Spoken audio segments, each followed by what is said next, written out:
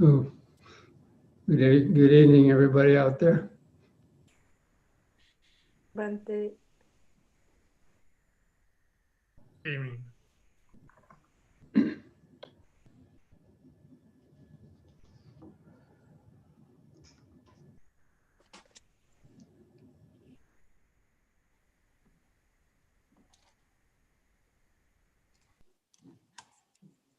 Bhante, आप कैसे हैं? Can you hear me, Bhante? Tiki. Okay, you can hear me. Good. Yes. Yeah, the start was a little rocky today, Bhante. Yeah, even though I've been doing this now for how many months,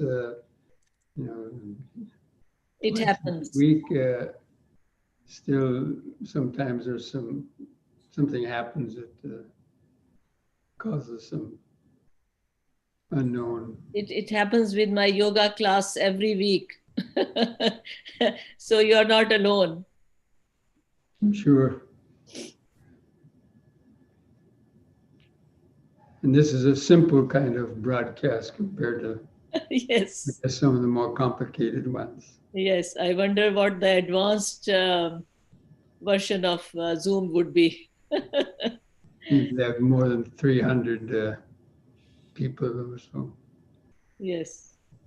Okay, I'm going to go ahead and start now. We can start with, for those who like, reciting the Namo Tassa and the three refuges. Namo Tassa Bhagavato Arahato Samma Sambuddhassa. Namo Tassa Bhagavato Arahato Samma Sambuddhassa. Namo Tassa Bhagavato Arahato Samma Sambuddhassa. Buddhang Saranang Gacchami, Dhammang Saranang Gacchami, Sanghang Saranang Gacchami, Dutiyampi Buddhang Saranang Gacchami, Dutiyampi Dhammang Saranang Gacchami, Dutiyampi Sanghang Saranang Gacchami, Tatiyampi Buddhang Saranang Gacchami, Tatiyampi Dhammang Saranang Gacchami, Tatiyampi Sanghang Saranang Gacchami.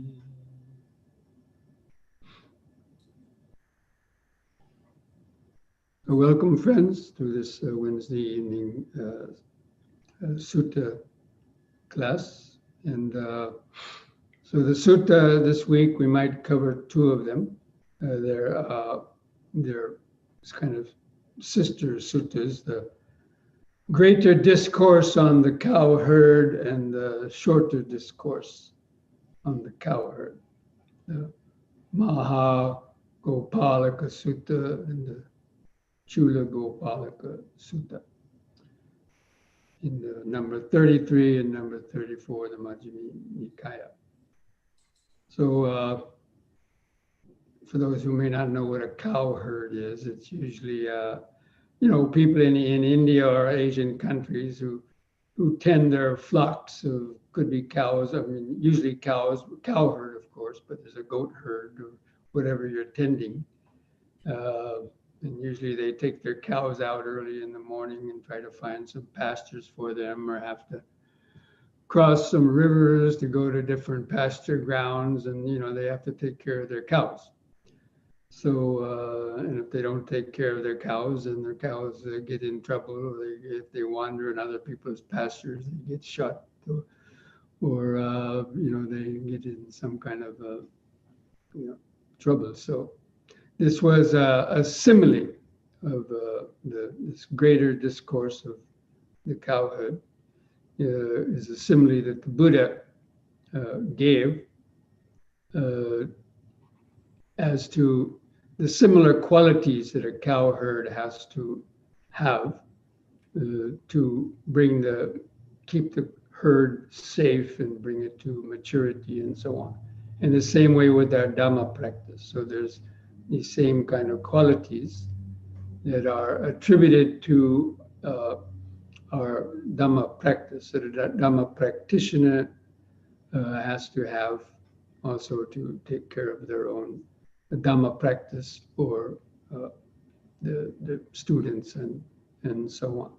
Now, Prashant, I have a nice photo that I wanted Prashant to put up on the shared screen, which is a picture from India. It shows a modern day cowherd monk. Can you get that picture up there, Prashant? Yes, Bhante. Just a second. Hold on, Bhante.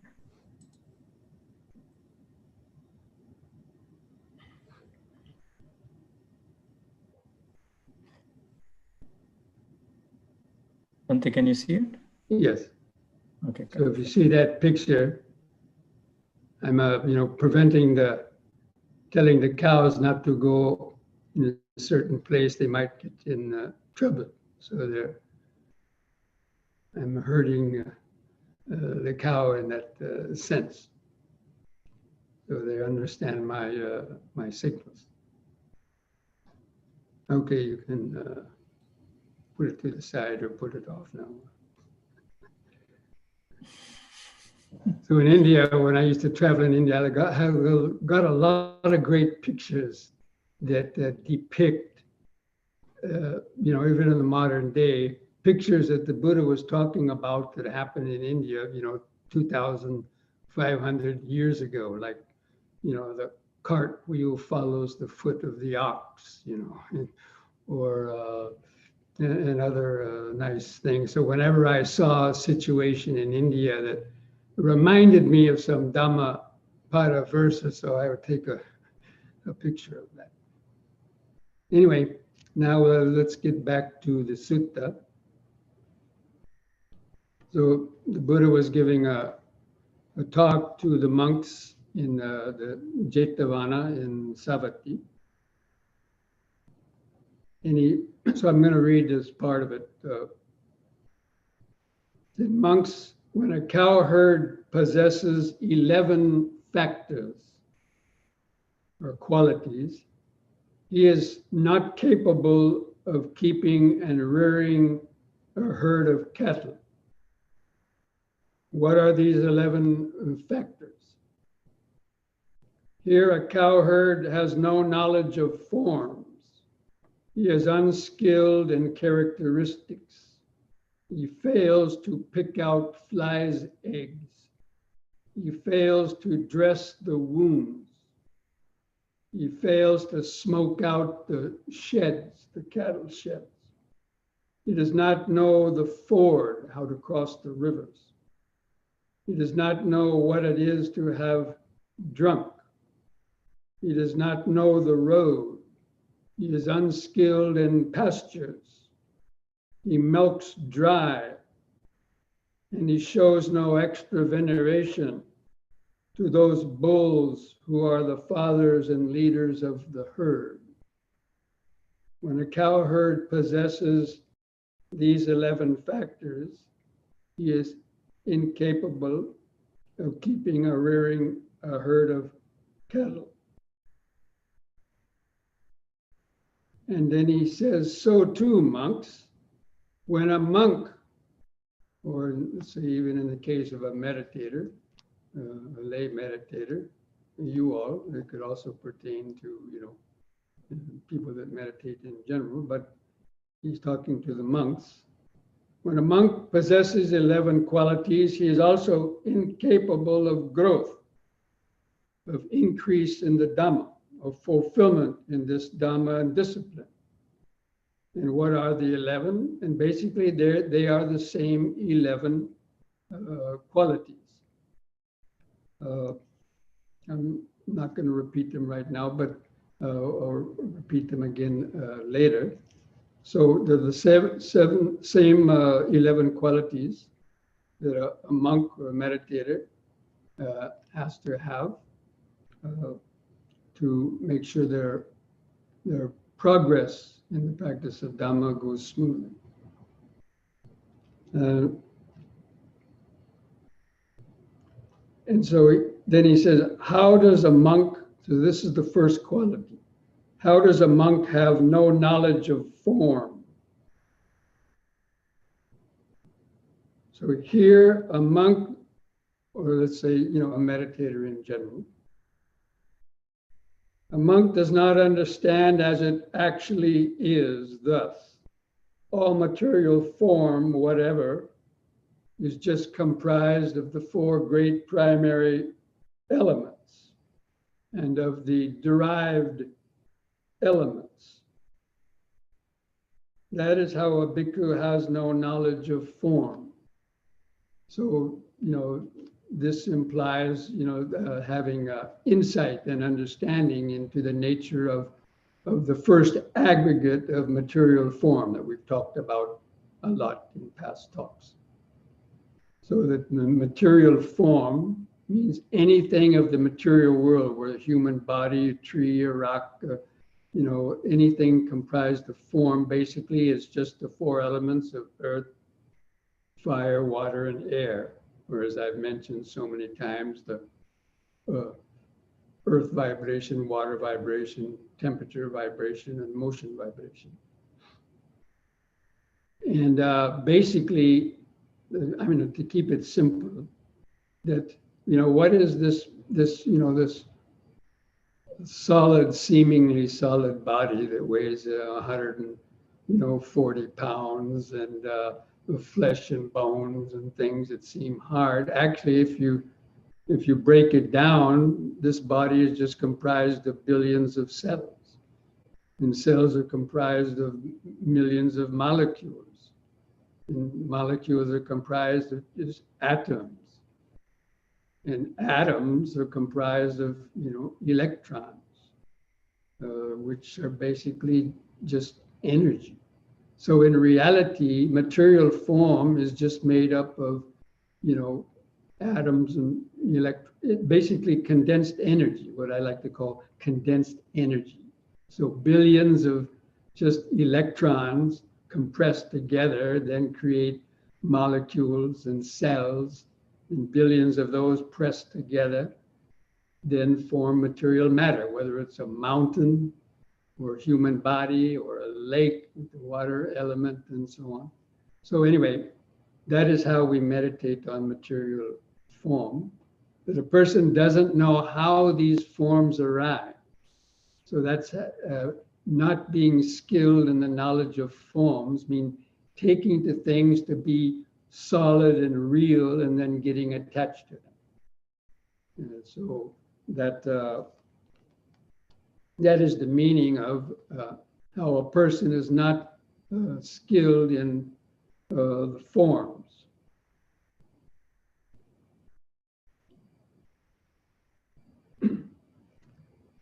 And so that's the meaning of the first factor, not knowing how to understand what material forms are. That even like sounds too, it means all the six senses. You don't understand what is a sound. We say, oh, I'm hearing this, I'm hearing that. No, you're hearing sound vibrations. All it is sound vibrations coming through the senses. That's how you are skilled in forms. The perception, then the mind creates a perception, of course, and it calls a certain sound, Bhante, Rahula talking. Well, that's a mental formation. So anyway, that's the meaning of not understanding forms. And then how is a monk unskilled in characteristics? What are these characteristics?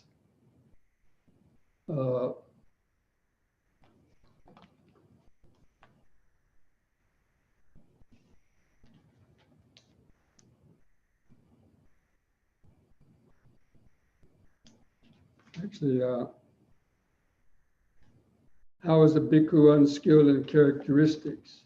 That means a meditator does not understand as it actually is. A fool is characterized by their actions, and a wise person is characterized by their actions. That is how a person is unskilled in characteristics. Of course, this pertains to the relative world.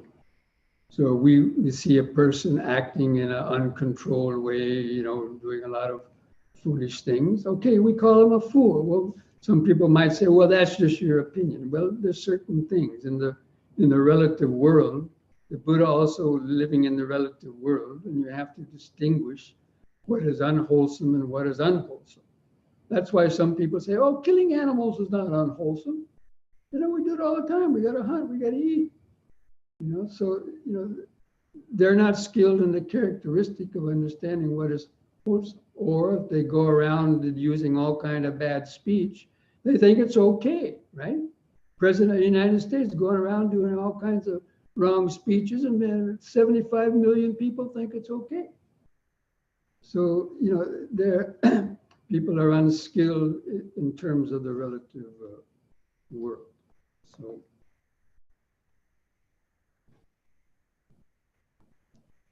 and then the third one, how does a monk fail to pick out flies' eggs? So what are flies' eggs in this Dhamma teaching? Here, when a thought of sensual desire has arisen, the meditator tolerates it. They don't abandon it. They don't remove it. They don't apply right effort and, let it go out of the mind. And they indulge in it. That's how they do not pick out the flies' eggs. And so the flies' eggs pertain also to the 5 kinds of negative thoughts, or the different types of thoughts. When a thought of ill will has arisen, when a thought of cruelty has arisen, when even evil, unwholesome states have arisen, the person tolerates them. They do not abandon them. They do not remove them or do away with them. That is how a meditator fails to pick out flies' eggs. So it's it's an interesting little observation or simile that the Buddha, again, the Buddha was giving these things on his own observation, of how he saw life and things as he was growing up.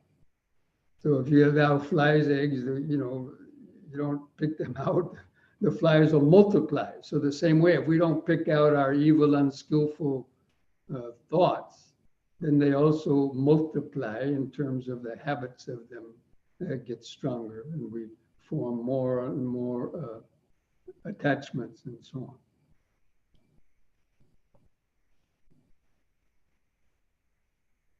on. And how do they fail to dress a wound? So what are wounds? That means on seeing a form with the eye, the bhikkhu grasps, the monk or the person grasps at its signs and features.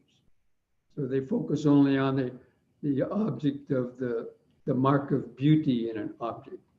And therefore, that desire and so on will stick in their mind. So they have to dress a wound. Basically, it means guarding the sense doors. Guarding when you're hearing, smelling, tasting, touching, feeling, and even thinking. If any unwholesome thoughts arise, you put on a Band-Aid, or you put on some medicine, right? So the medicine is right effort and wisdom and patience and restraint. That is how you address the wounds that are arising through that means the negative thoughts and so on arising through the senses. And so he goes through the same way, but actually I want to focus on the section of how he actually dresses the wounds.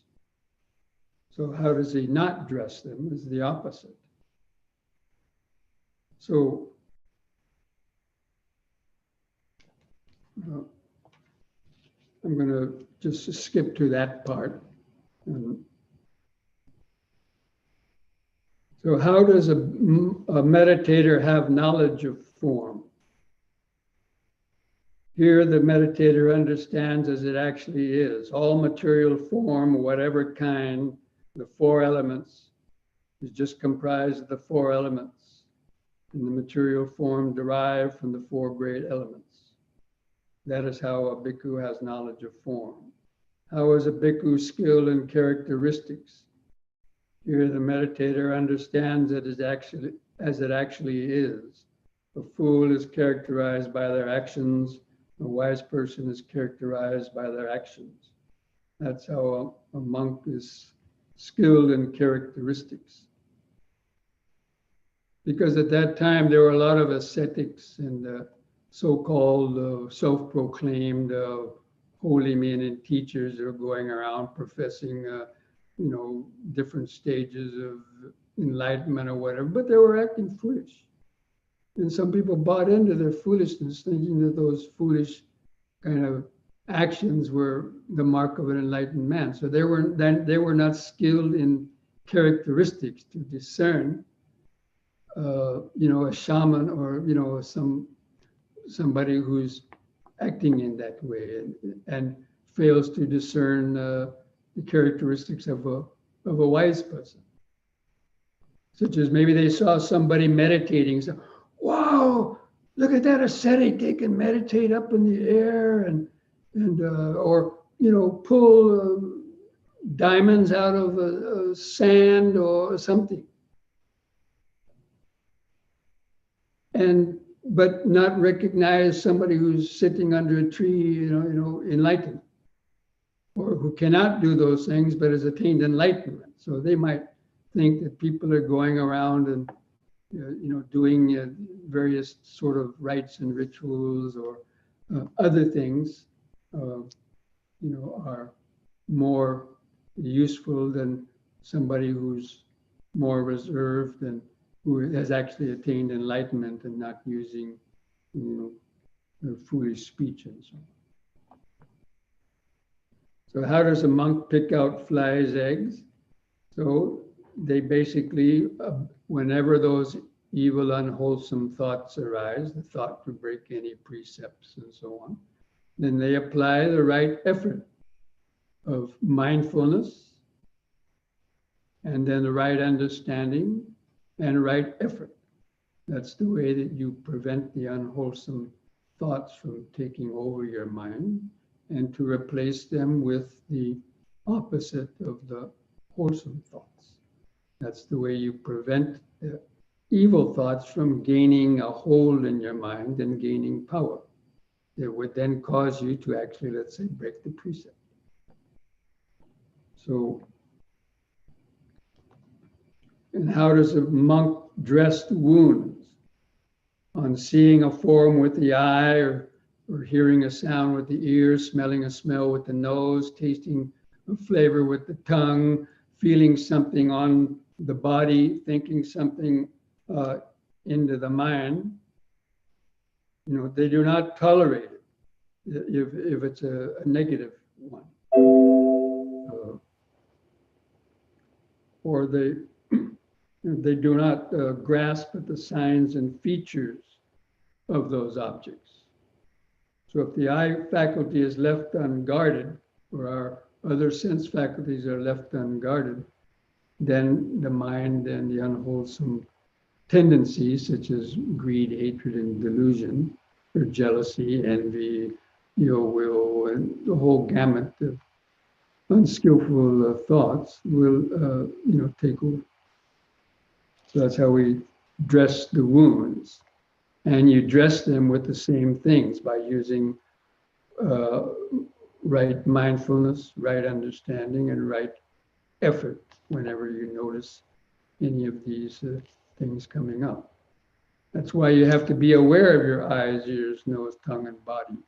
And be aware when the early warning signals, when unskillful reactions are starting to come up from the contact. Dependent on contact arises feeling. Dependent on feeling arises the craving, and so on.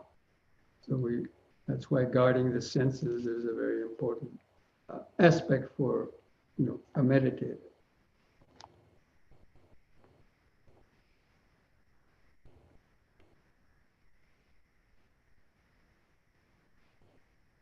And so even with the mind faculty, he undertakes the restraint of the mind faculty.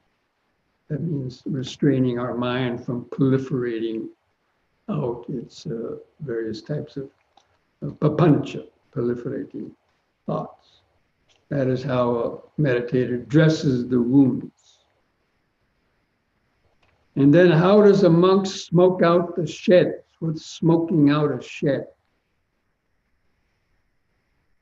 Of course, modern people probably don't know that. But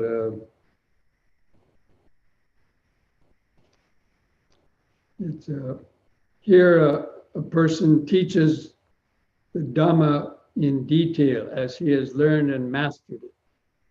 That's he smokes out the shed. That means smoking out ignorance, smoking out the shed, driving out the bad smells and so on.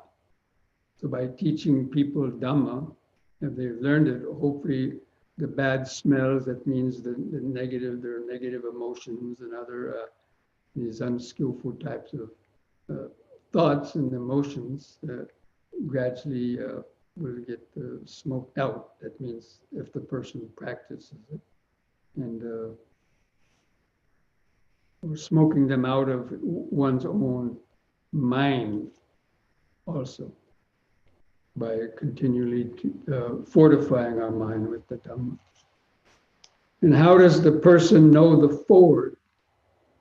So, a ford is a place in the river where, let's say, a fast-flowing river, in certain spots it's not flowing so fast, or it's not so deep. So a cowherd or person has to find a safe place in a river to cross. Otherwise, if they go across the river, then they get caught in the middle of the river and come to, destruction. So here a monk goes from time to time to such learned monks who have learned much or well versed in the tradition, and they inquire and ask questions of them. How is this, Venerable Sir? What is the meaning of this? So they ask questions to clear up their doubts. So it means knowing a ford is knowing places where you can go to learn the Dhamma and help you to practice the Dhamma, rather than going into a bar and getting some drinks. You go to some meditation classes and you learn how to train your mind, develop your mind. So then those learned ones reveal to him what has not been revealed before, clarify what was not clear, remove the doubts about numerous things that give rise to doubt. That is how a meditator knows a ford.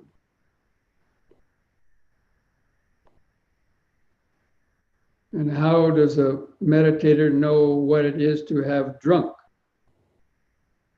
That means not drunk liquor, but to drink the Dhamma. So here, when the Dhamma and discipline is being taught by the Buddha,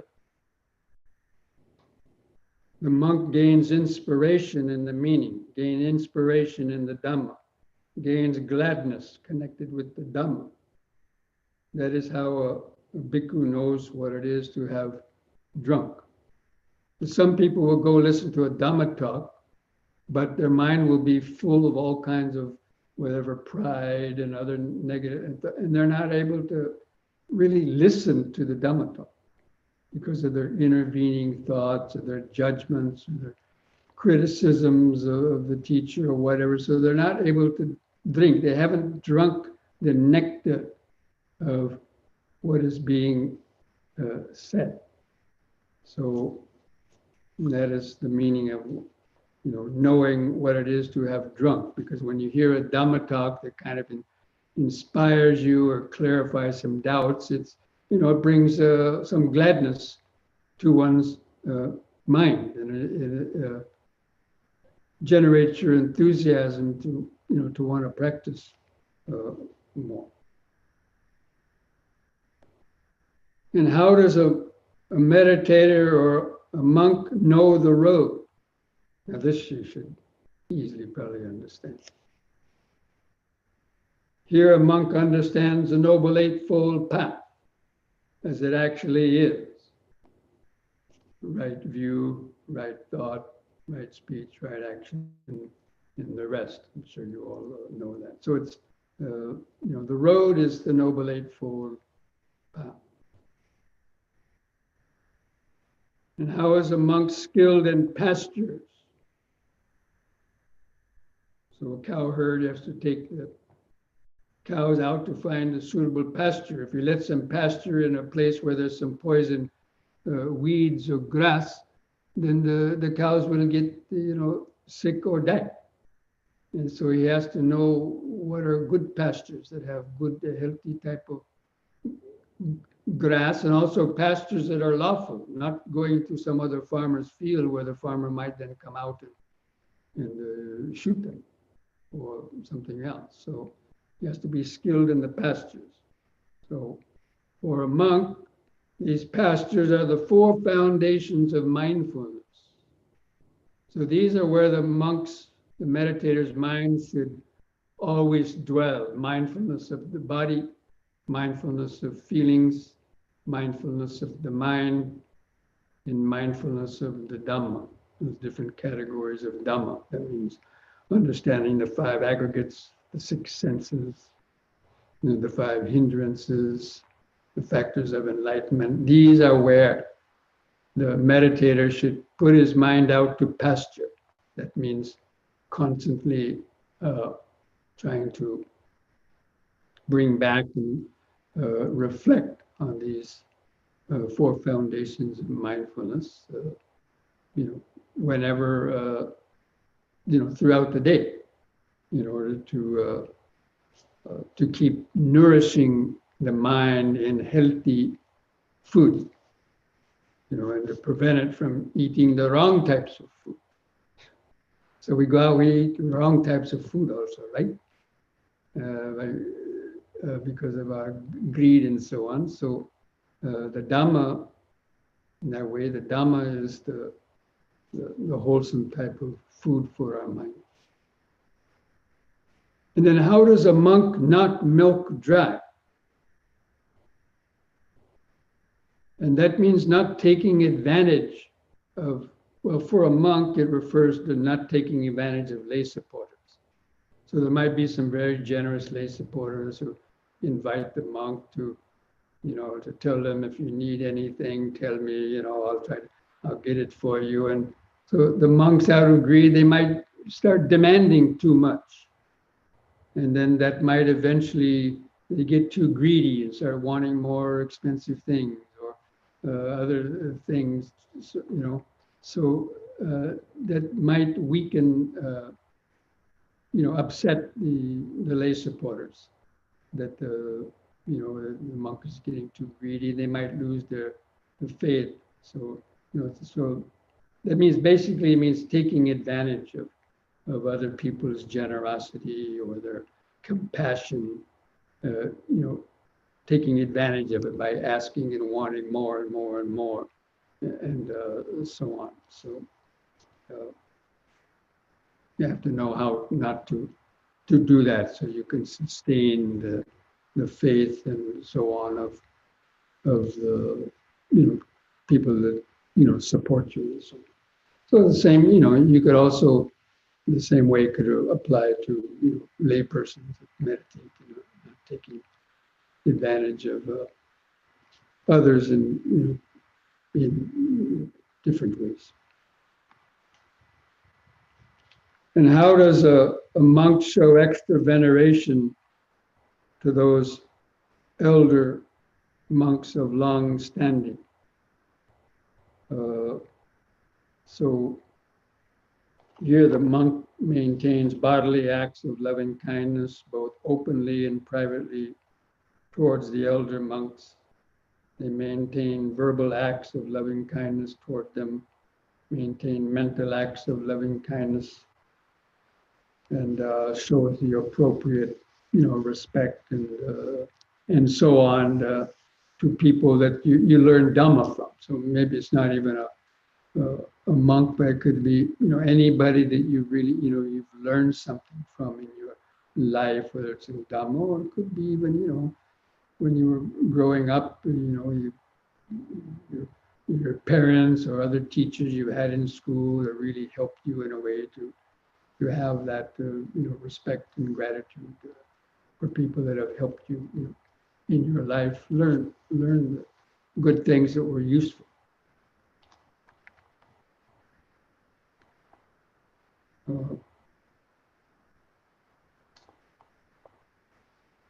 So then after the Buddha finishes, when a monk possesses these 11 qualities, he is capable of growth, increase, and fulfillment in this Dhamma and discipline.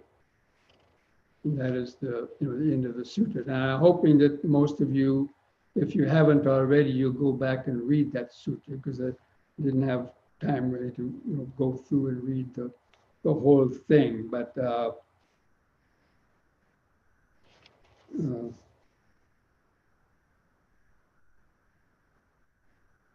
me see if I can just find.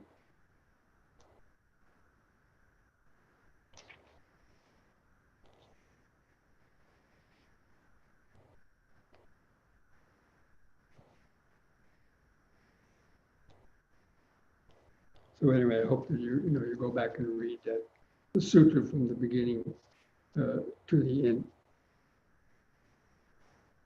Now, if anybody has any questions on any of those, then you could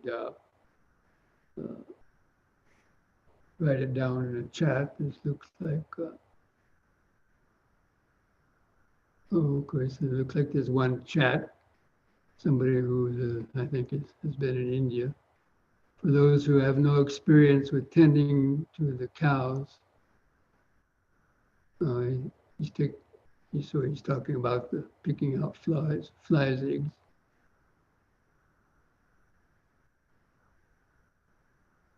Of course, not everyone's probably going to have that opportunity to actually, drive their cows down to a pond and rub them and get out of the. But it's interesting. So, but the sutta is talking about picking out the flies' eggs in our mind. Does anybody have just a question that they want to ask about? You could unmute yourself. If it's about this particular, any of the things that I've been mentioning in this sutta, any of these 11 qualities.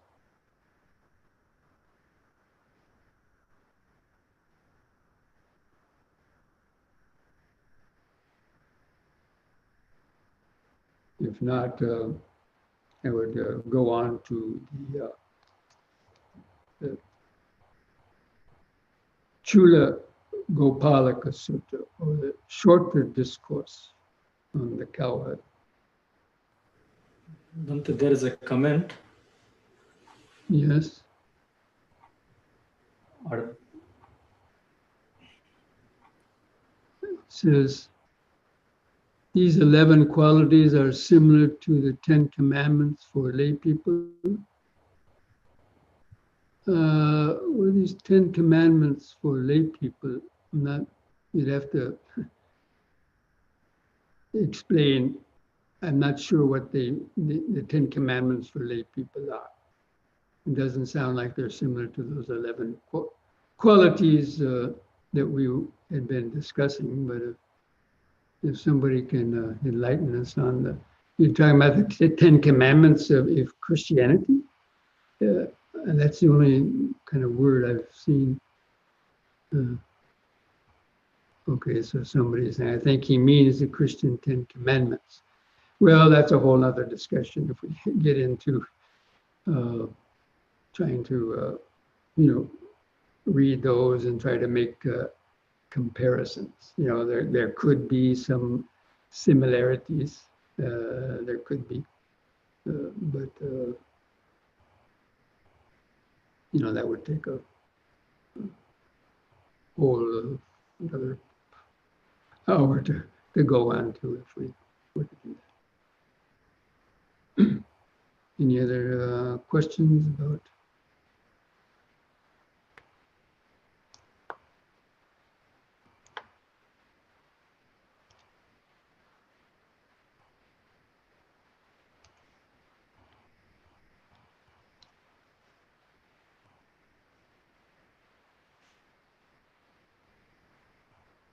Okay, so let's go on to look at the shorter discourse on the Cowherd.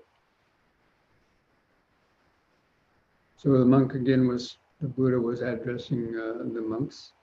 There was once a foolish cowherd, the Madigan cowherd. Madiga is a district in northern India, where the Buddha basically lived most of the time.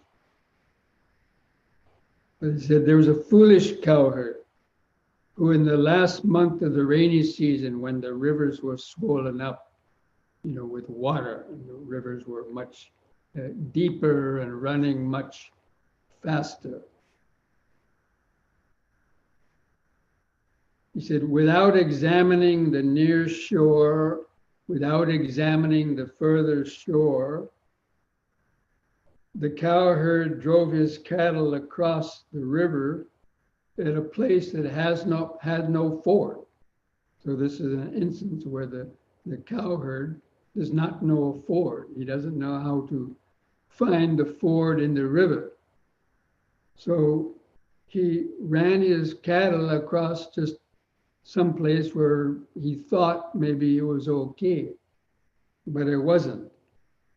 And it said, then the cattle got bunched up together in the midstream of the Ganges River because they were frightened. Maybe it was too deep and they couldn't have a good footing on the bottom, or the current was so fast they were starting to, get washed downstream, so that they got all bunched up and big tight herd in the middle. Where perhaps it was a little bit safer for them, but they weren't able to, to get across, and eventually they came to ruin because he either drowned or so on.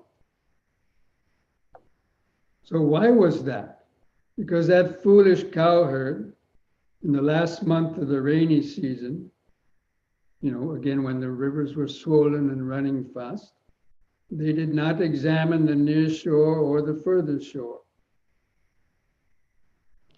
And so then he gives these similes of, again, coming back to the practice of Dhamma, as to monks and Brahmins who are unskilled in this world and the other world.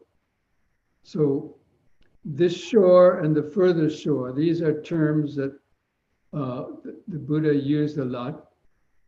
This bank means the worldly life, the world of impermanence and sensual pleasures and the ordinary kind of life that's fraught with dominated by greed, hatred, and delusion, and being caught in the various sufferings and problems that come with old age, sickness, and death, and so on. So that's called this shore. And the further shore is kind of a simile for Nibbana, or the mind that has crossed the ocean or the river of birth and death, and is standing on the further shore of the liberated mind. So he says, those recluses and Brahmins who are unskilled in this world and the other world, unskilled in Mara's realm, doesn't know what Mara is, and what is outside of Mara's realm. They're unskilled in the realm of death and what is outside the realm of death. Because they're not knowing this, it leads them to harm and suffering for a long time to the followers that think that they should listen to them and to place their faith in them.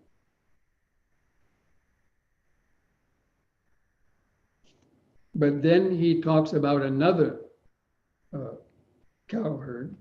There was once a wise Madigan cowherd who, in the same last month of the rainy season, when the rivers were high and flowing fastly, this wise cowherd did examine this shore and that shore and read the signs of the river, and he found a ford, and he drove his cattle across to the other shore in the countryside at a place that had a ford. And so all the cattle were able to safely cross the river. And this is a nice little simile that the Buddha gives on this. Is that first he made the bulls, the fathers and leaders of the herd, enter first. So first the strong bulls and leaders of the herd, they went into the river because they would be more skilled in crossing the river and be strong enough to withstand the currents and so on. So first he drove them across, and he saw how they got across safely.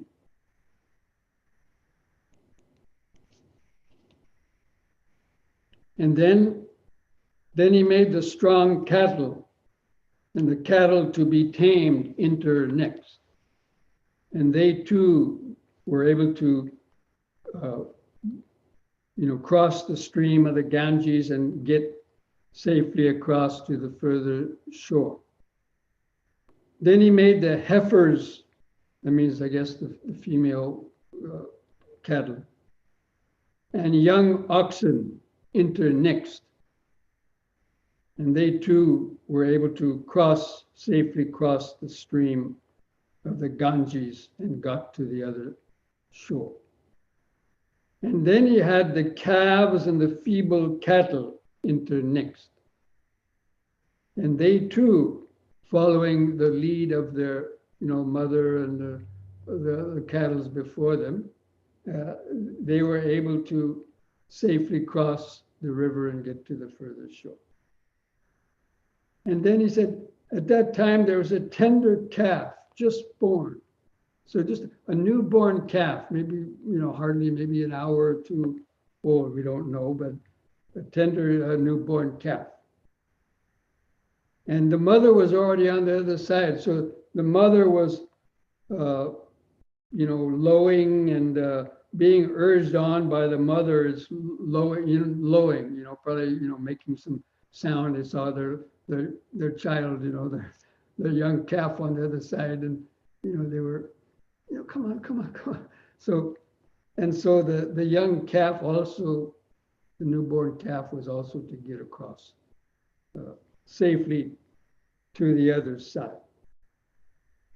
And why was that? Because the wise cowherd drove them across in a place where there was a proper ford.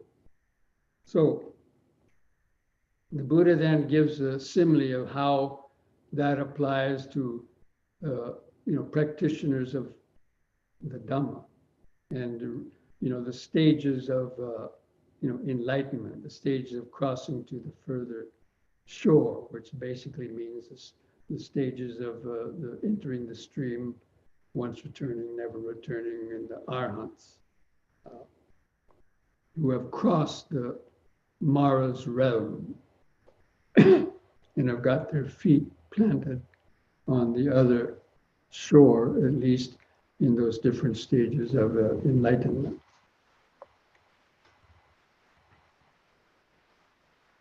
So he says, monks, just as the bulls, the fathers and leaders of the herd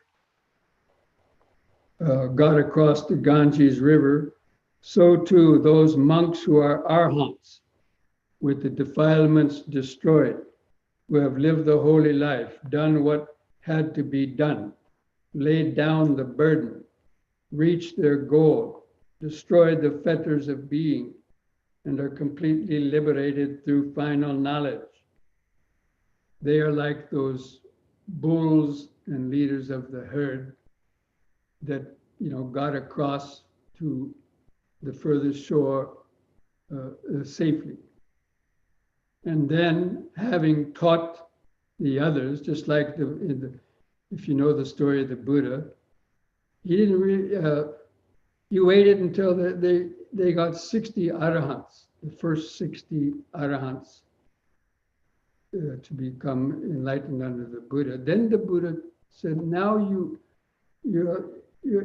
go out and teach, and don't go in the same places. Go in different places and spread the Dhamma, teach the Dhamma." So, and then he says, just as the strong cattle and cattle to be tamed, they also crossed the stream of the Ganges and got safely across to the furthest shore, so too those monks, or could be nuns or meditators, who with the destruction of the 5 lower fetters will reappear spontaneously in the pure abodes and attain final nibbana without ever returning from that world. They will get across Mara's stream and across to the further shore. So he's talking about the never returners, equivalent them to the strong cattle and cattle to be tamed. Then he goes on, just as the heifers and young oxen also safely crossed the stream of the Ganges and got across to the further shore, so too those meditators who, with the destruction of the 3 fetters and with the attenuation of lust and hatred and delusion, they are once returners, returning only one more time to this world to make the final end of suffering. They too will get safely across to the furthest shore. And then just as the calves and the feeble cattle, that means the young cows, not babies, but the young calves and the feeble cattle, they also got across safely to the furthest shore. These the Buddha equivalates with the destruction of the 3 fetters. There are stream enterers, no longer subject to being born in the lower realms, bound for deliverance, headed for enlightenment. They too will cross the stream safely and get across to the furthest shore at the most with 7 more lifetimes.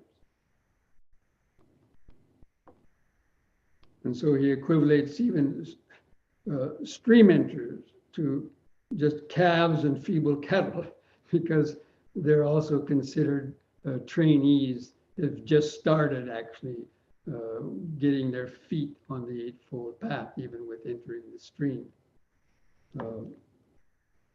And then he says, just as that tender newborn calf, being urged on by its mother's lowing, they also got safely to the further shore. So too, those are the disciples who are Dhamma followers, faith followers. That means people who have not yet attained the stream entry, but they have so much faith and devotion to the Dhamma that they're actively, practicing. And, perhaps they're just short of eventually attaining stream entry. So even them, with the urging and with the encouragement of their mothers, or let's say in this case, their teachers or senior monastics or whoever, with others with more experience, they keep on encouraging and say, yeah, you can do it. Come on, just don't give up the faith. Keep practicing, because we don't know when we'll make a breakthrough. Some people give up. They could have practiced a little bit harder or longer, and they could have had a breakthrough. Instead, they might have just given up. And then they missed out. So one has to always keep being encouraged that one can make progress. So that is what the Buddha said, how he was using the simile in this particular sutta of the stages of enlightenment, of arahants, never returners, once returners, stream enterers, and then even what he called Dhamma followers and faith followers. That means people that will eventually reach that if they keep practicing even in this lifetime. As distinct from, and of course, they're the ones that are skilled in the 11 factors or qualities that we mentioned that was mentioned in the first sutta. So that's why these two suttas are, kind of are connected. So there's a little poem. I'll just read this little poem just to finish.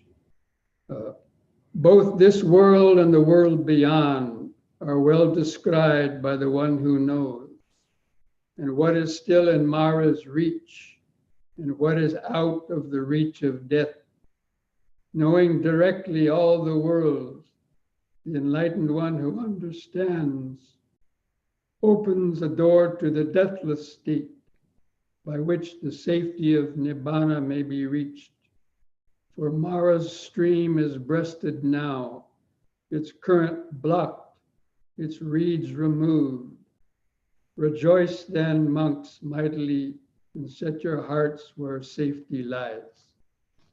A lot of times after teachings, the Buddha would recite some kind of poem like that. Okay, so that is the similes of the Cowherd, and I encourage you to go back and read them, at a slower pace, and then try to kind of think about those, those different qualities, and also the meaning of those, of crossing the river, like the bulls and driving the cattle across. So, if anybody has any questions based on that sutta or the other one. So, Bhante, I have a question about that, the screen sharing which Prashant put earlier. You were standing in front of that cowherd. So I'm curious whether you were trying to manage those cows, or were you just trying to look, just an observer what the cows were doing? Just curious about that. Well, I was on a path, right? Yeah. And I was going in this direction. The cows were coming in my direction on the path. So we're going to bump into each other, right? So somebody has got to stop. Right. So therefore, I held up my hand and they stopped, because before that they weren't stopped. They had been walking. And as soon as I stopped and raised up my arm like that, they stopped and looked. And then I was able to, they were able to see I wasn't a threat. Yeah. And I was able to go on, and they actually moved away. We didn't show all that, but yeah. So moved that away means and allowed me to go through. They listen to you, it means. Well, I'm sure they were fairly tamed cows anyway. They weren't wild, wild cattle, right? Yeah. But there was no cowherd with them. They were just on their own. And I was taking a walk in this forest. It was behind a meditation center where I had been leading a retreat. Anyway, let's come back to some of these questions before it's too late.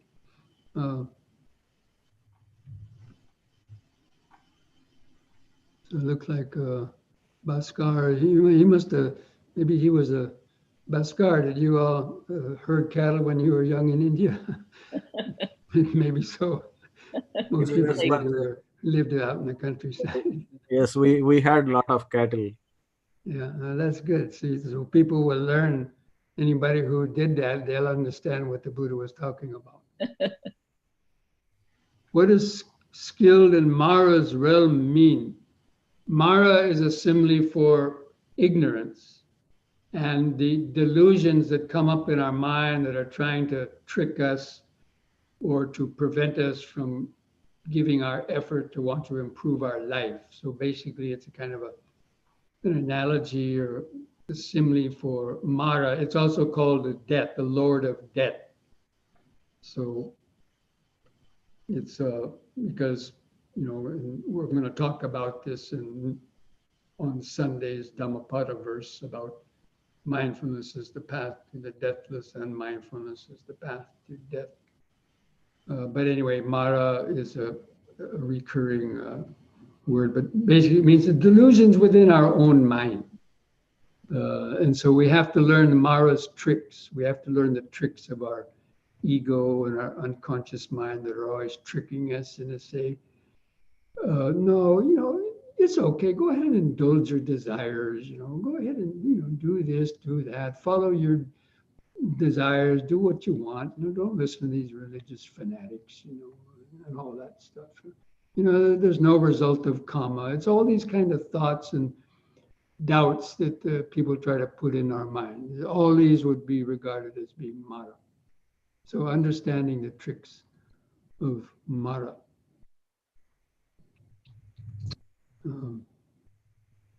That means being skilled in Mara's realm, means being skilled in the delusions that your own mind throws up. And that's done through practicing, of course, mindfulness and the whole of the Eightfold Path.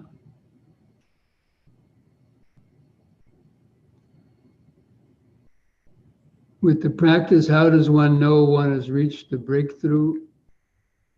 Is it the breakthrough in understanding, insight, and wisdom? Absolutely. You'll know it. You'll know it. It's not easy to describe it in words, but you'll know it. It doesn't mean that you'll immediately be able to change all of your habits and immediately that you're enlightened. No. But it means that that's the first barriers breaking through this, what I call the self-delusion, the attainment of stream entry. That's what we would call the real breakthrough. And it's so powerful that you'll never forget it, even though you can't always bring it back to that clarity that you had in that particular experience of the breakthrough itself. It's like a camera lens opening and then shutting real fast. You get a glimpse, but then it shuts. And then the memory of it there is in your mind, but now you know it's there. There's something behind there. Before you weren't sure. That breakthrough means you had some crystal clear kind of insight.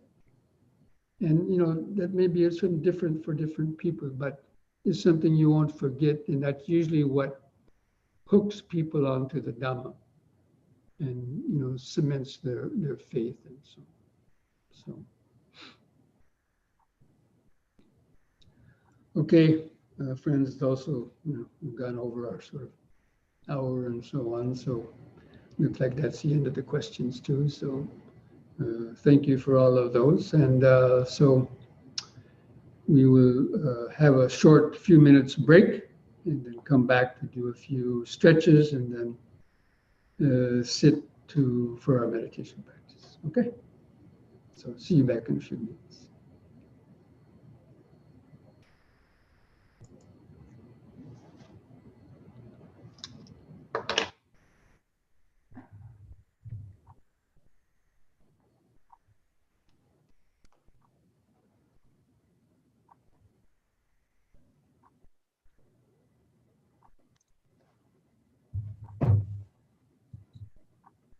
Which one of those four kind of cattle are you?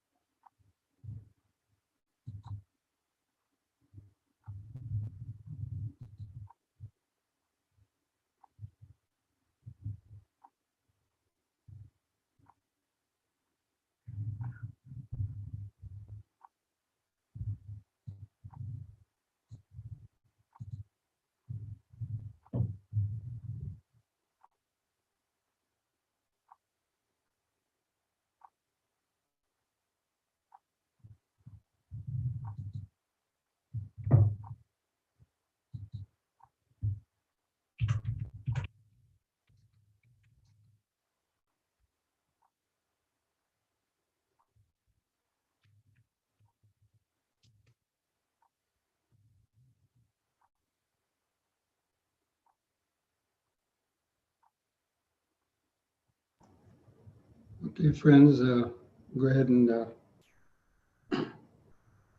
get ready to start a few stretches in order to kind of help loosen up the body a bit to get the life force energy moving, to get grounded, centered in the body.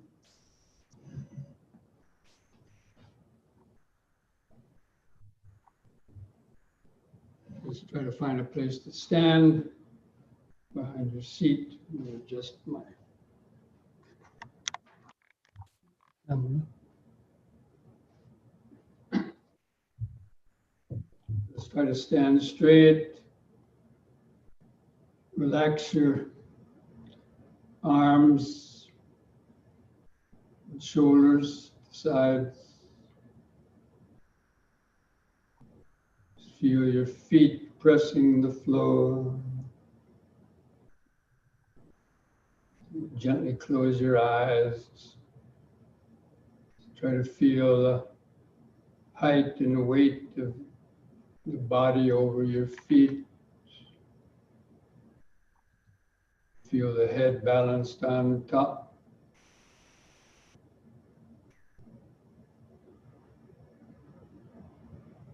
And then begin some deep, slow breathing. You know the three-part breathing, where you begin by expanding your abdomen, middle rib cage, the upper chest. Hold the air into the upper chest 2 or 3 seconds to allow the oxygen to get into the bloodstream, and then feel the relaxing contraction of the out breath.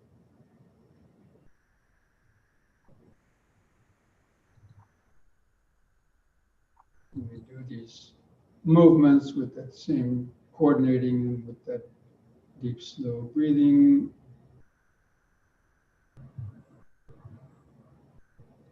Hold there in the lungs 2 or 3 seconds.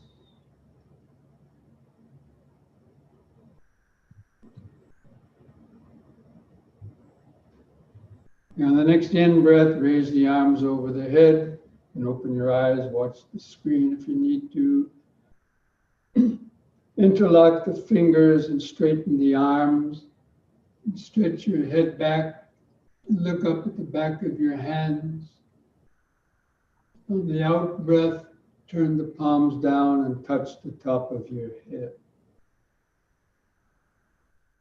Again, in breath, palms up, straighten the arms, stretch the head back, arch your lower spine a little bit.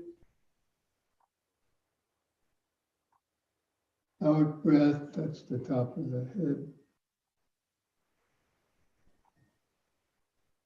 The third time, hold that upward stretch longer. Yeah. Then backwards a little bit. Feel the sensations. And release the fingers on the out breath, arms back to the sides. And relax. And just gently close the eyes. Keep the mind focused in the body. Don't get lost in the thoughts. Just feel the increased body sensations.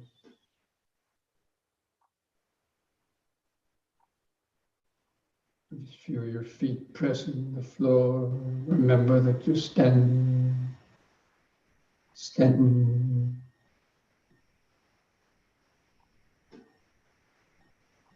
So this is one of the pastures, keeping the mind and the body. The body is the pasture. First foundation of mindfulness. Keeping it in the present moment of the body. And on the next in breath, lift up on the toes while raising the arms over the head in this way. Facing the palms toward each other about 6 inches apart and stretch. Out breath, come back down, arms to the side, heels to the floor. Use the breathing to help lift and lower the body. Again, in breath. Stretch.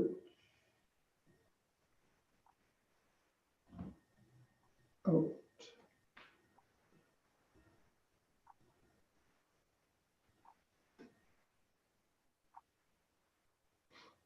Once more in.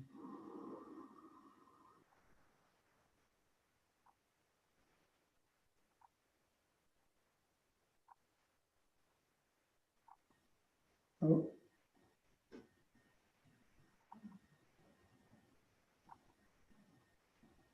Relax. Gently close the eyes.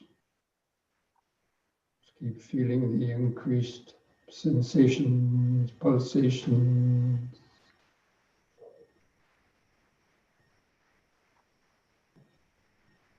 Feel where the clothing touches the skin on different places.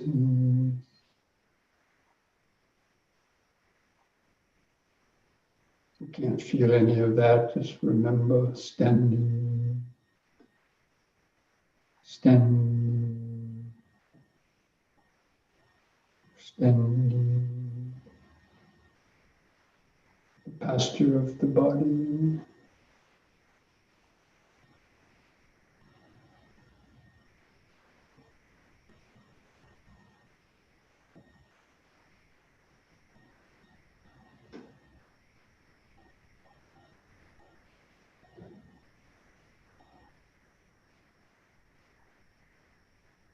And next we'll do side bending. On the in-breath, raise both arms up over the head. Keep your fingers and arms straight, close to the head. On the out-breath, bend over your right side as far as you comfortably can. And keep the arms and hands parallel to each other. In-breath, lift up. And the other side, out-breath. You'll stretch in the side. In-breath up. Again to the right, out-breath.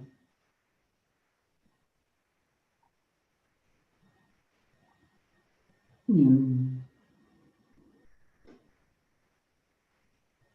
Out.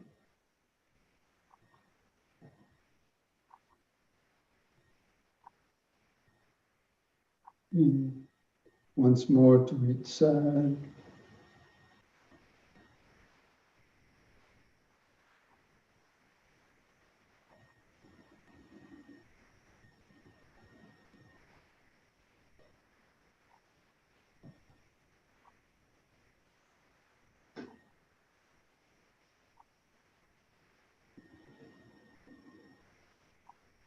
And the out breath, lower both arms back to the sides. Relax. Just feel the increased sensations in your hands and fingers, the subtle pulsations. Just any other sensations that you could notice on the body. They're all just occurring in the present moment.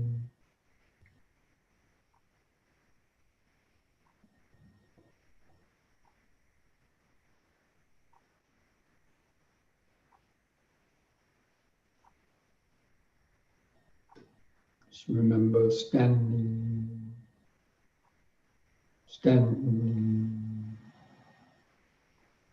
standing.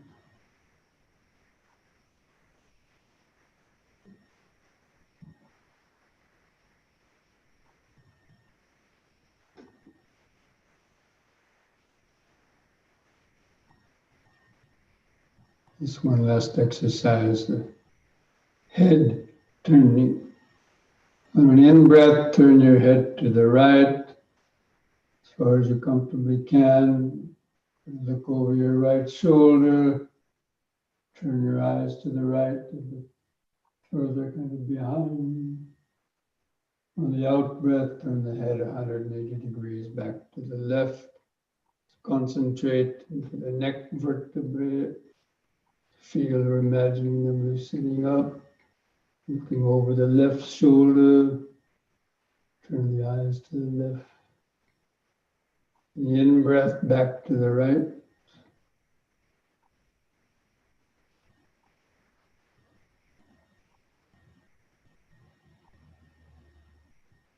Out breath left.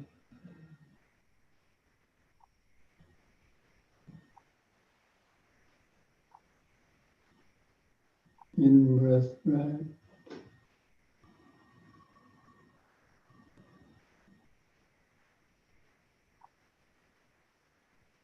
Out breath, left.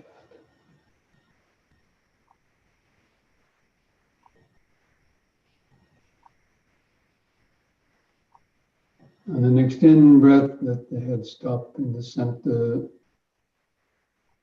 Close the eyes, try to mentally feel the outline of the standing body, feet pressing the floor, the arms and hands at the sides, the head balanced on top, clothing touching the skin on different places.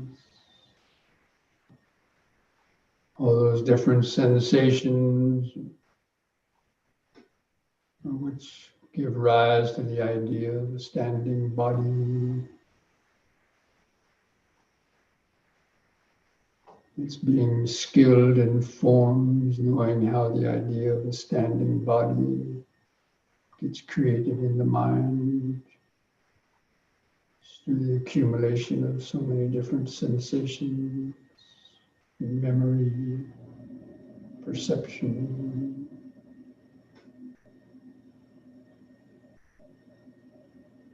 In reality, this body is just compacted energy,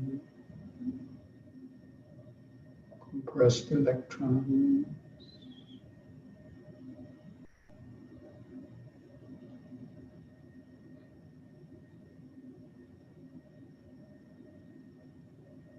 Okay, friends, let's come back and get ready for the sitting awareness.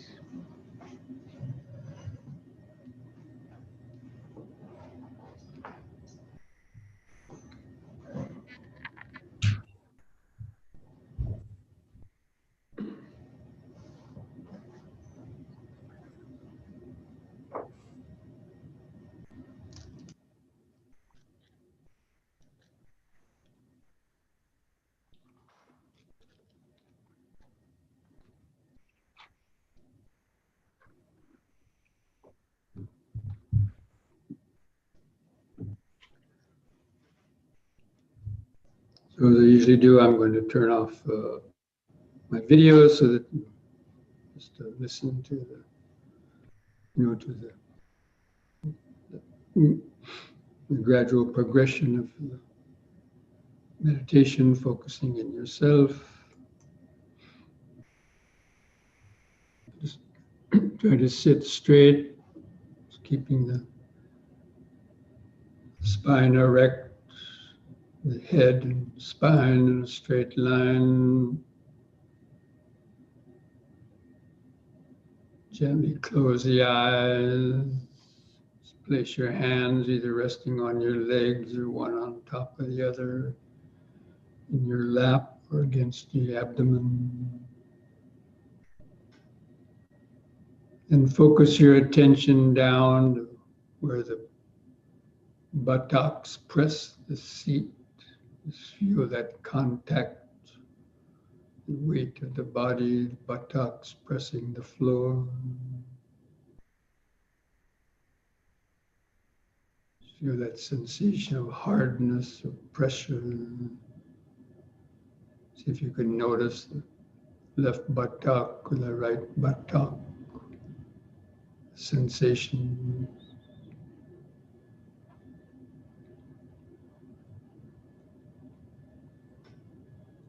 Then allow the awareness to move down the upper legs and around the knees, moving down the lower leg into the feet and toes. And try to just focus on your feet and toes to feel the sensations. You can do one foot at a time or both together. Try to feel all those little pulsations, vibrations, pulsations.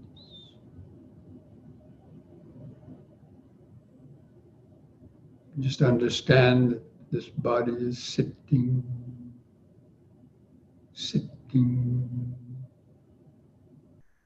We're just mentally feeling this sitting posture. It's the pasture, the first pasture of mindfulness. Getting centered in the body. Now feel the weight of the arms hanging from the shoulders. Relax the shoulders.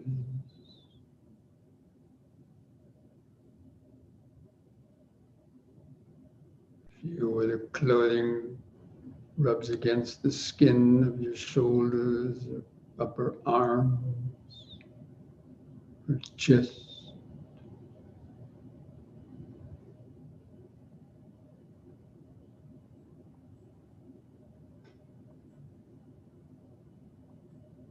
This is getting skilled in the posture, means being skilled in the various body sensations.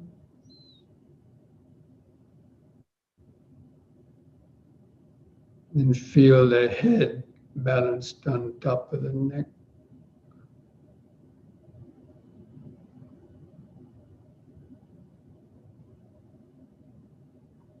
Keep the chin lifted up level to the floor. Try to find the center of gravity of the head and spine over the hips.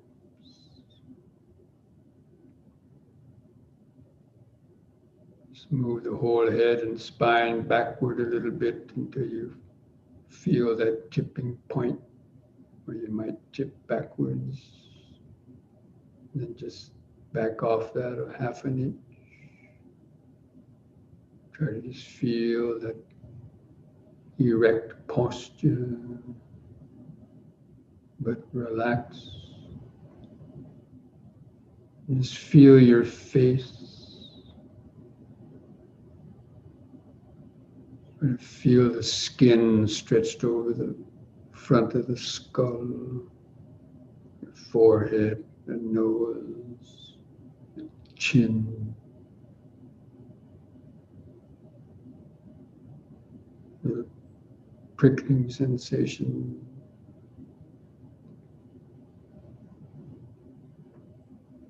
And feel your lips touching together. The lower lip touches the upper lip. Feel the sensations of moistness or dryness in the lips.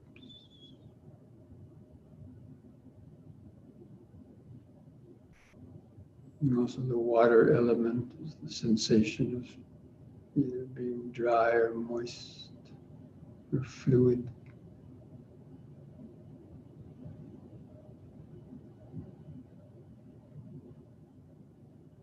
And feel the tongue laying in the mouth.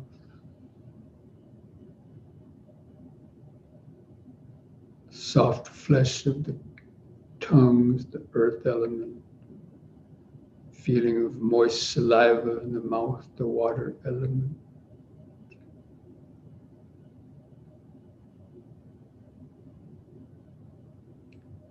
You feel the sensations of your teeth or gums in the mouth.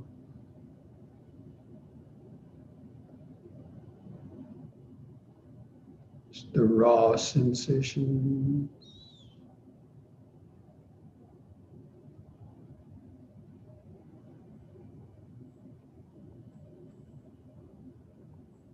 Now move the attention up to feel your eyes resting in the sockets.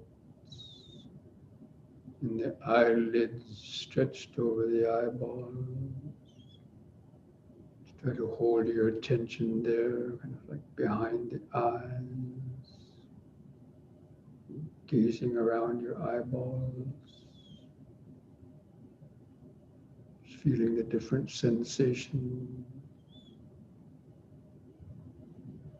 You might feel some eye muscle movement, even the blood pulsing in the capillaries of the eyeballs or eyelids.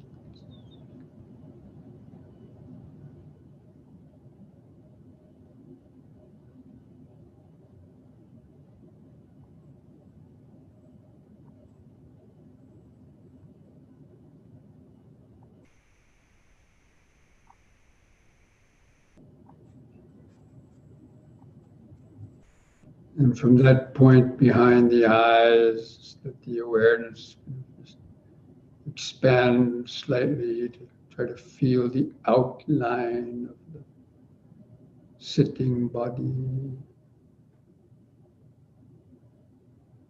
There's different sensations that we're going through. Generally, the sensation of the buttocks and feet underneath, the arms and hands at the sides, the head balanced on top, the clothing touching the skin on different places. All these different sensations giving rise to the perception of a sitting body. We call this a solid body that weighs so many pounds. But when you break it down into the four elements, you see that those are just basically cells, molecules, atoms, electrons. Basically, this seeming solid body is actually just compressed energy from the scientific standpoint.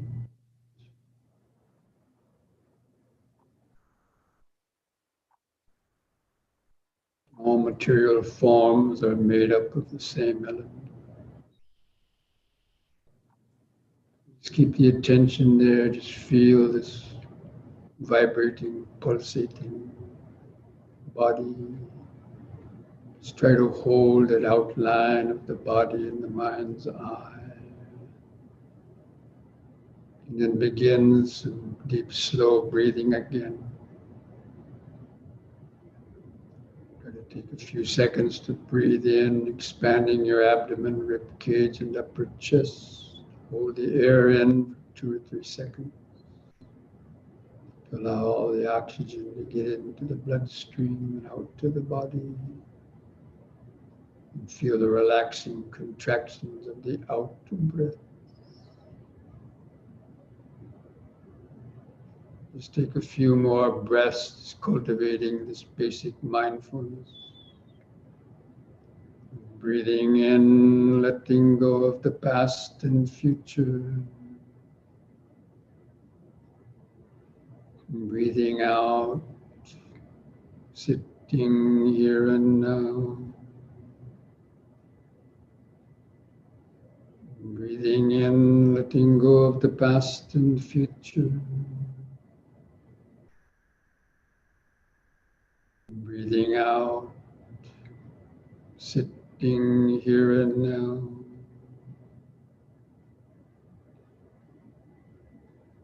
Breathing in, feeling the whole body.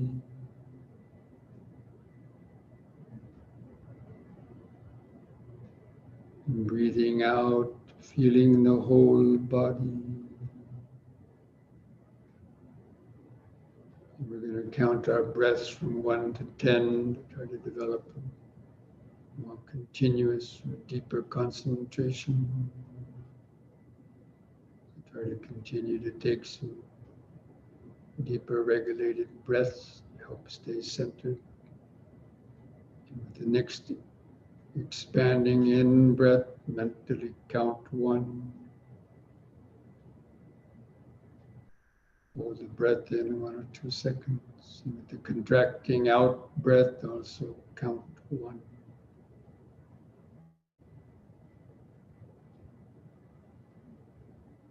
The next expanding in breath, 2.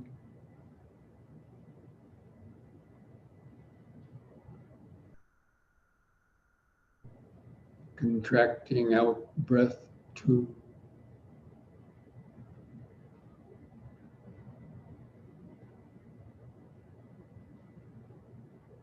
Next expanding in breath, 3.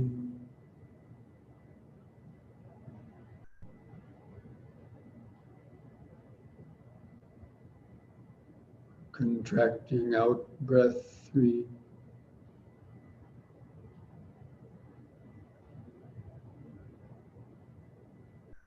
In breath 4.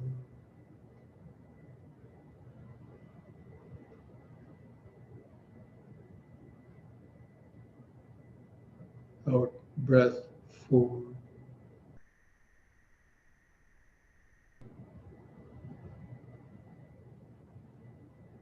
In breath 5.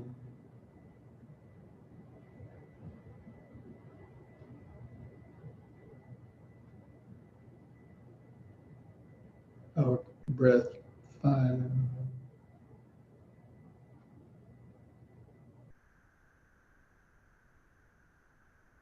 In breath 6.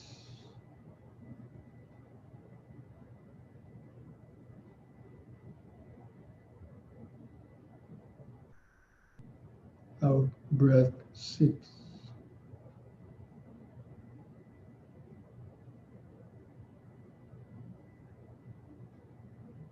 In breath 7.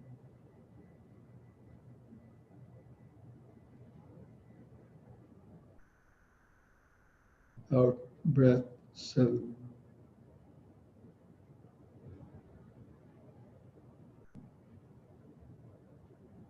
In breath 8.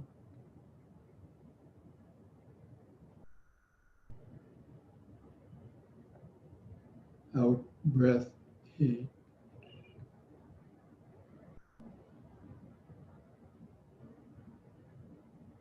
In breath 9.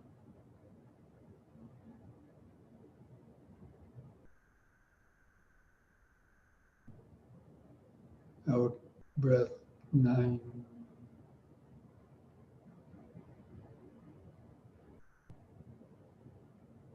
In breath 10.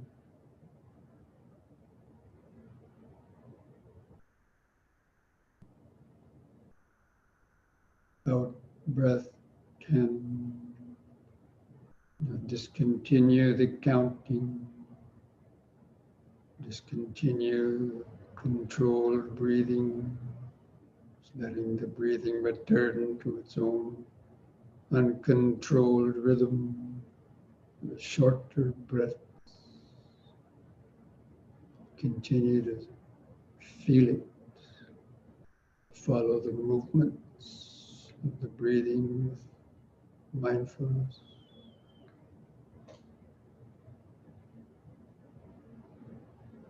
Just knowing when the breath is coming in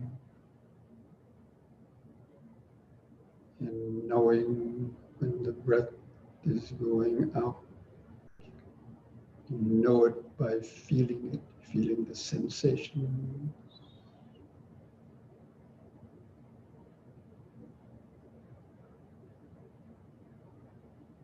Just try to keep the mind focused on the sensations of where the clothing rubs against the skin of the abdomen, stomach, rib cage, chest,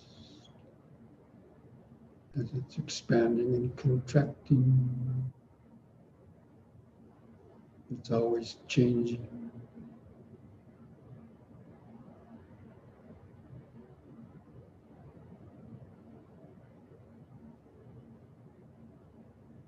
Try to be aware of the 4 phases of each breath. There's the expanding in breath and a brief pause. There's the contracting out breath and the brief pause. It's called the whole breath body. The expanding in breath, the pause. Contracting out breath, the pause.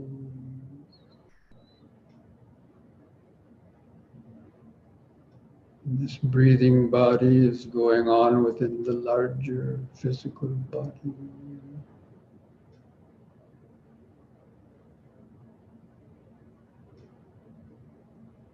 It's called the body in the body. So concentrating on the breathing body, but at the same time, feeling it within the larger body.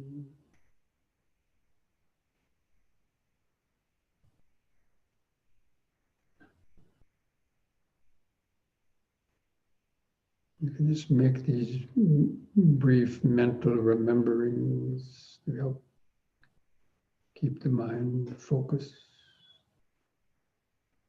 Breathing in, sitting. Breathing out, sitting. Breath by breath, moment by moment. It's not much to remember. Breathing in, sitting. Breathing out, sitting. This breathing body is the first pasture of mindfulness.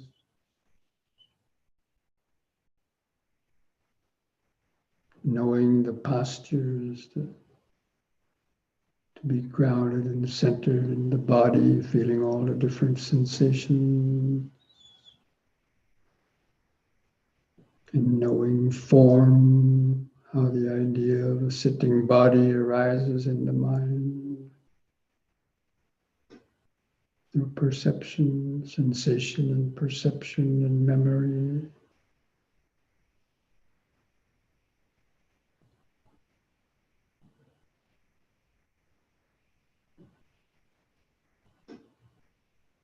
Breathing in, sitting.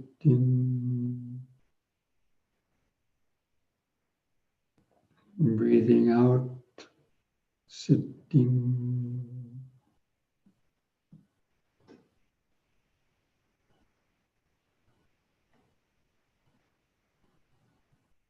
We were born with this breathing body, and we'll die with this breathing body.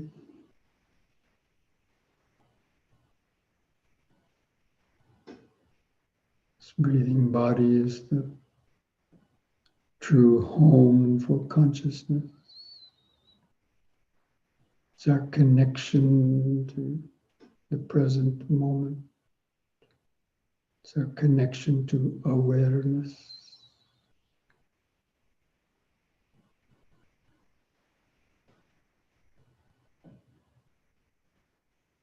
It's the gateway to our mind.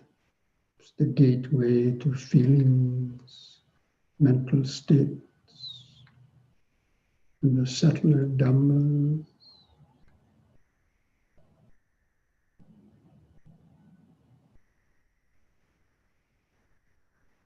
So as you're feeling this breathing body, at the same time, you can notice different kind of sensations arising, some irritable or painful sensations, maybe just some neutral sensations, perhaps even some pleasant sensations. All these sensations are arising within this material form.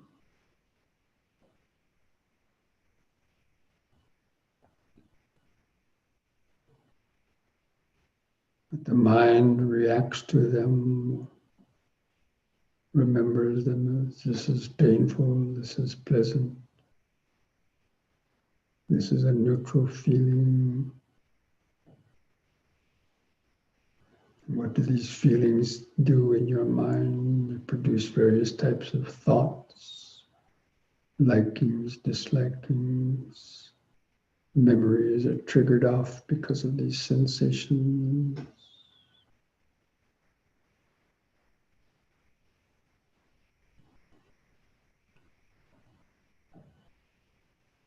So being grounded in the body leads to the second pasture of feelings, understanding the nature of feelings and what impact they have on our life. We become attached to pleasant feelings. We have anger, aversion to unpleasant feelings.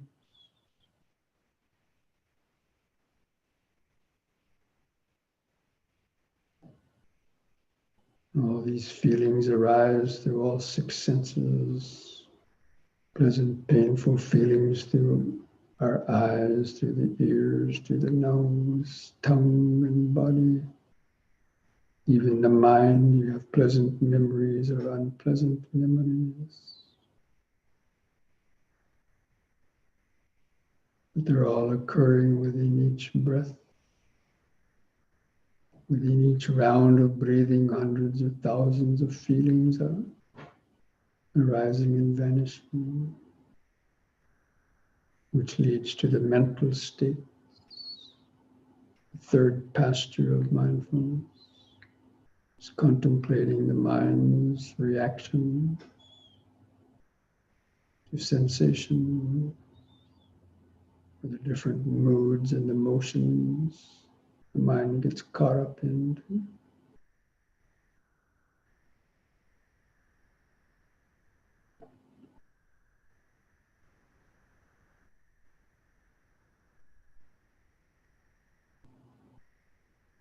Just breathing in, sitting.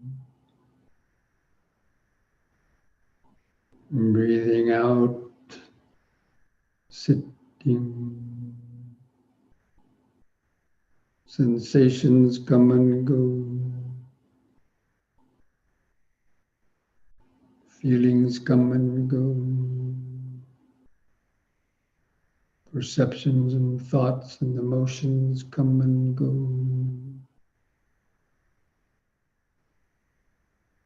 Our eye consciousness, thoughts of I, me, or mine come and go. These are all just the flow of impermanence, body, mind, and world. The five aggregates that are constantly arising and vanishing through this breathing body.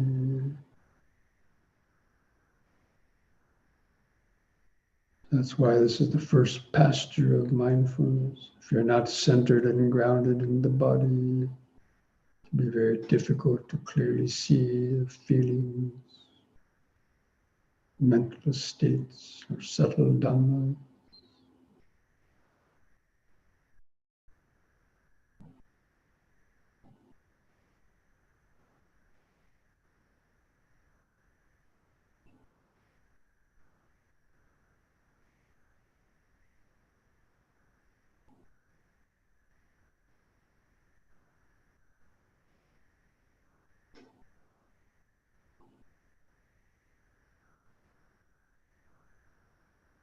In meditation, we're balancing both the factors of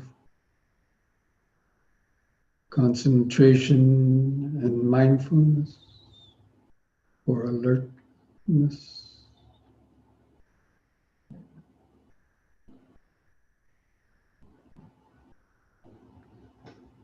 So our main focus is sort of concentrating on the breathing that holds our attention in the body.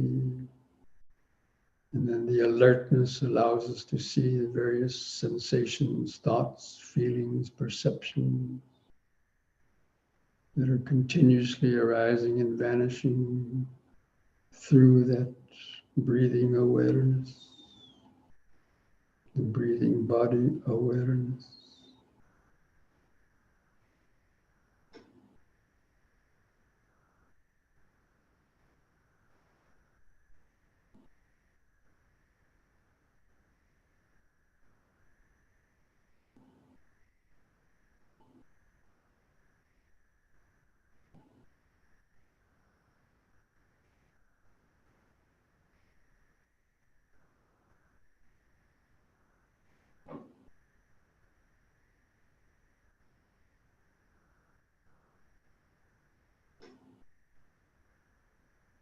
Being skilled in forms, just knowing how all of our ideas of mental objects arise just because of sensory vibration. You hear a sound vibration and the mind creates a mental image of somebody talking, a plane flying overhead. That's a perception. And you think about it, but it's created just through vibration. It's just a bubble, a mental bubble in the mind. Forms are just created out of raw sensation.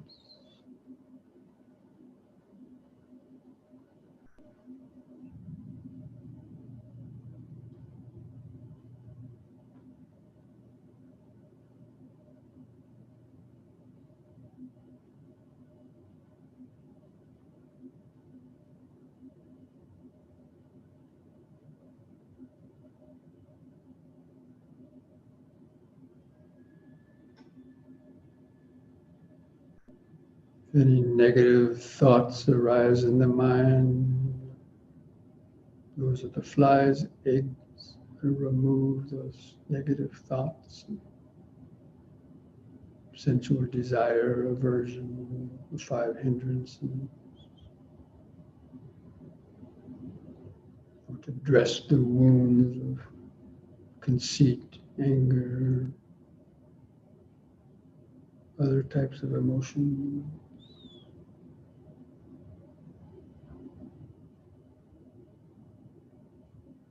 Dress the wounds by applying right understanding, right mindfulness, right effort.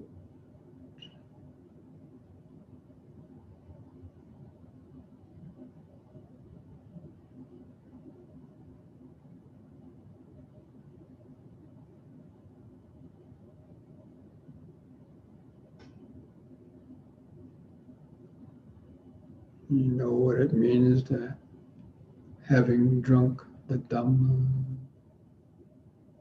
as opposed to drinking alcohol. Destroys your mind, you drink the Dhamma. It clarifies the mind, strengthens the mind.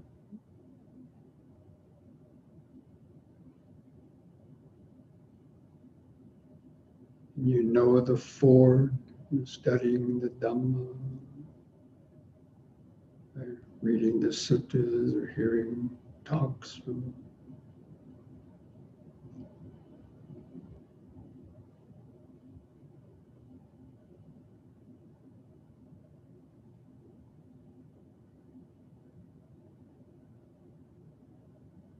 you know the road, the Noble Eightfold Path.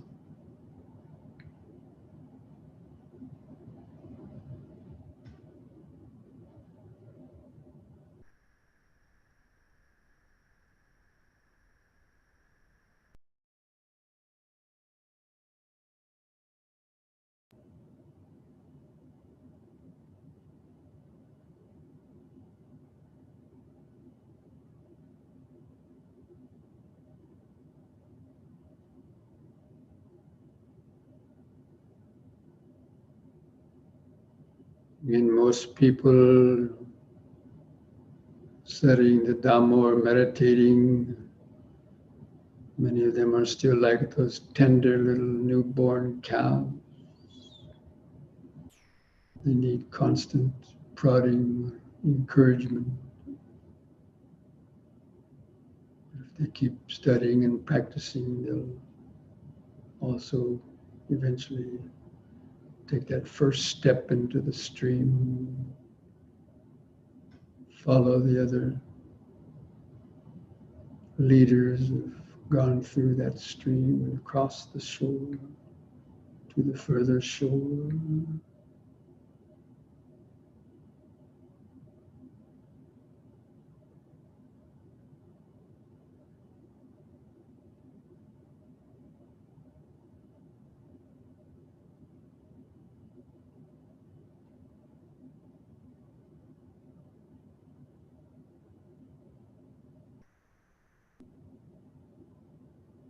Breathing in, sitting.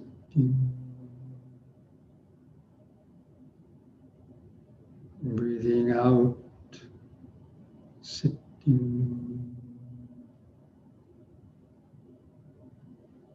This breathing body is the life preserver, the lifeline that keeps our mind afloat across the turbulent rivers, ocean of samsara. Keep from sinking under the waves, sinking into despair, despondency, dejection, or other unskillful emotion.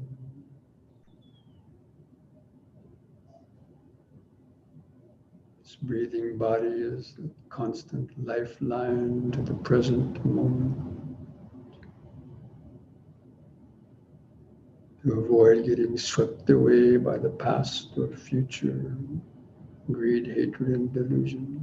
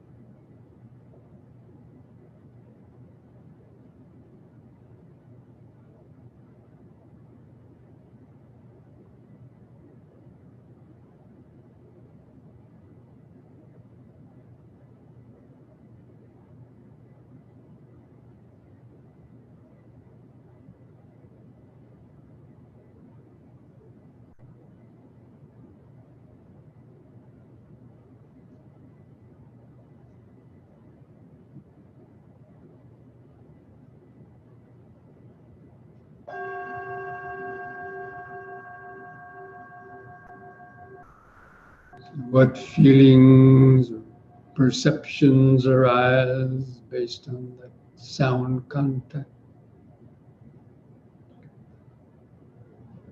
The arising of form.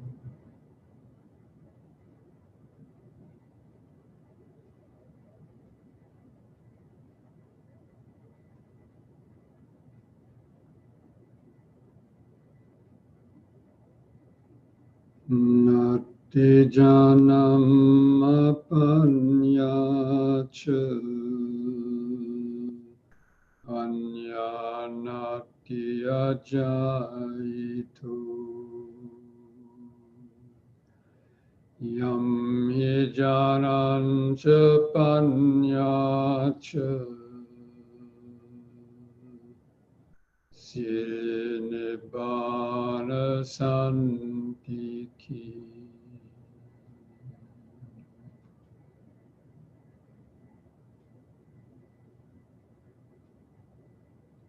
There's no meditation without the wisdom, no wisdom without meditation. One who both meditates and is wise is close to peace and freedom. And thus spoke the Buddha.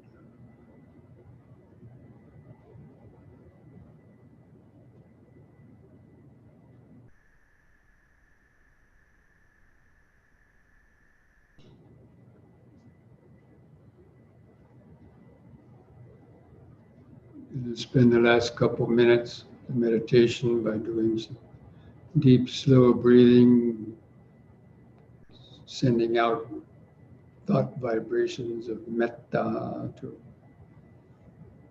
ourself and all other beings. So again, let's take a few deep, slow breaths. Hold the air in the lungs a few seconds and just try to imagine or feel that oxygenated blood going out to all the cells of the body, charging them up with healing life force. On the out breath, imagine and feel the body and mind relaxing into the present moment. Just take a few more deep, slow breaths like that. Just sending this metta to your own body and mind. That means the deep, slow breathing and the oxygenated blood going out to all the cells of the body, mind, nervous system, relaxing them, fortifying them, pure energy. Feel that relaxing contraction on the out breath.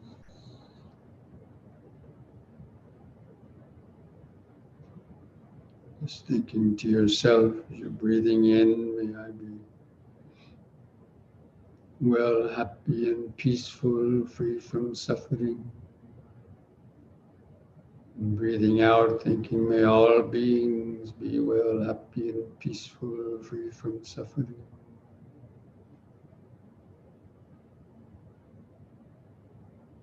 Breathing in, may I have the patience, strength, mindfulness, and wisdom to meet and overcome all difficulties in life. Breathing out, thinking, may all beings have patience, strength, mindfulness, and wisdom to meet and overcome all difficulties in life.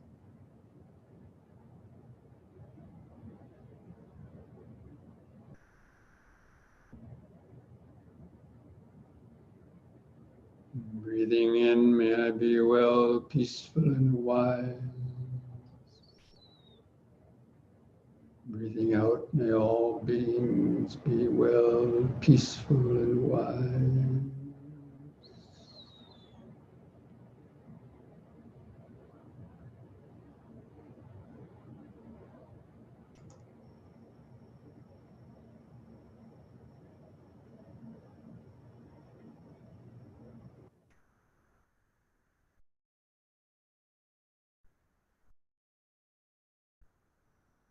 To close the meditation, I invite you to join in chanting the word sadhu 3 times slowly, take a deep breath and chanting on a long out breath. Take a deep, slow breath.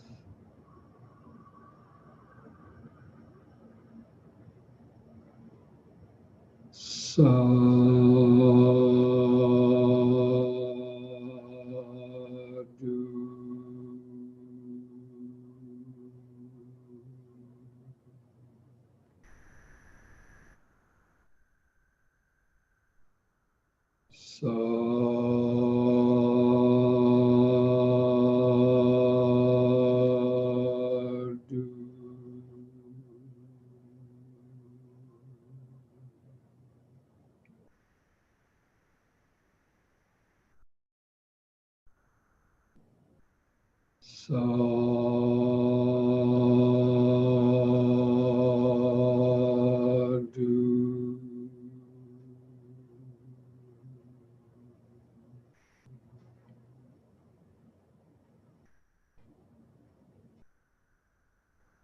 Now, place the hands at the edge of your knees.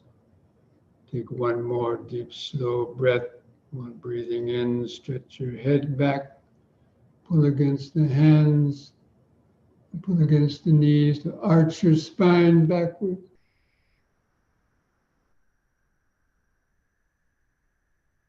Lift the head up on an in-breath, and on the out-breath, press the chin to the top of the chest to stretch the neck vertebrae.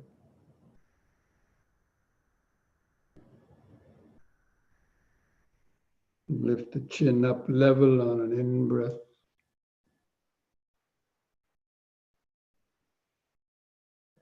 And relax on the out-breath. Put a smile on your face.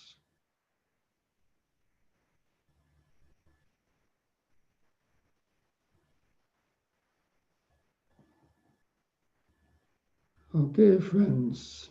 So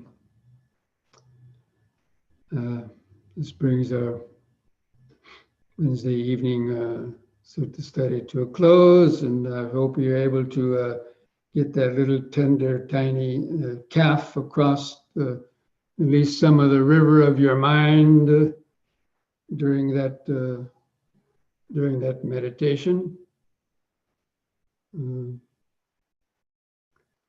And don't forget, mindfulness a day keeps dukkha away. That's one of the fords. That's one of the ways of knowing how to ford the river, by pausing every hour for at least 1 minute whenever you find yourself getting a little bit anxious or your mind jumping too far to the future. Just pause, take a deep, slow breath, bring your mind back to the present moment. Allow whatever insights or understanding of the Dhamma to kind of crystallize there in that 1 minute. That's knowing the ford. That's one of the best ways to, keep your level of mindfulness from totally disappearing by every hour, just learning how to come back to the present moment using the posture of the body. And come back to that. Okay, so anyway, I wish you all the best in this coming week. And we'll see you back again perhaps next week. So on Sunday, I'll be going over the Dhammapada verse from the second chapter, the mindfulness